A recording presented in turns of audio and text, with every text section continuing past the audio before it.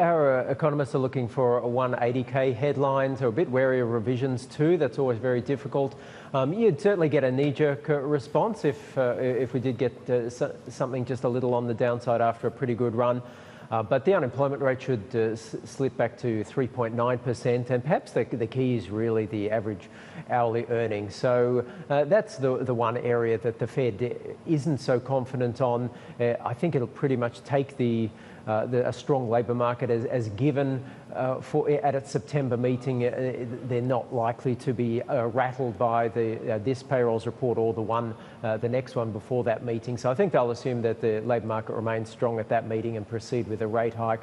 But they just might be a little bit more cautious looking forward in terms of how aggressively they continue to hike if wages don't pick up. So the consensus is only 2.7% year over year on average hourly earnings. That's really nothing very dramatic. It's not even a high since the GFC. So there's no great inflation pressure coming through there at this point. So is that why you think the dollar is likely to consolidate near term rather than push higher, even though the Q2 GDP number stateside 401 was looking strong, even though the Fed looks like they're locked in for another 2 hikes this year?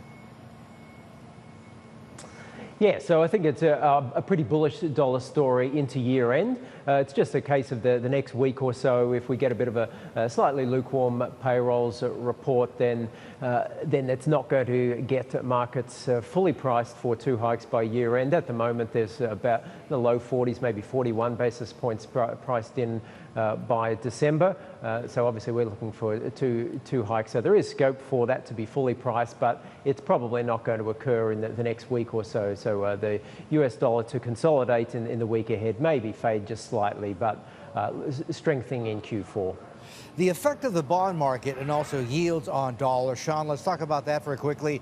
I mentioned a couple of seconds ago that Treasury is set for a huge issuance, not just this quarter, but for the rest of the year, the second half. That's going to put a heck of a lot of supply into the market at a time when the Fed is supposed to be slowing buying of treasuries, of bonds. So net, what kind of effect do you think that is likely to have on dollar?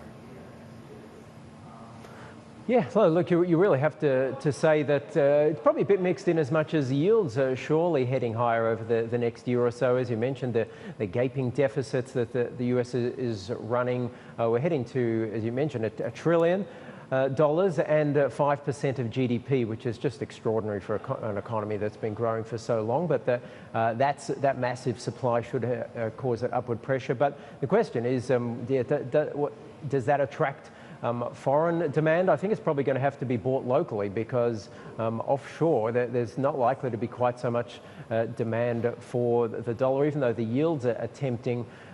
This pressure on many, particularly emerging market currencies, means that they don't have too many excess FX reserves that they'd like to invest, that they're available to invest in US dollars. So a little bit mixed. I think that is one thing that maybe tempers the benefits for the US dollar of what are surely going to be higher rates in the next year or 2 years.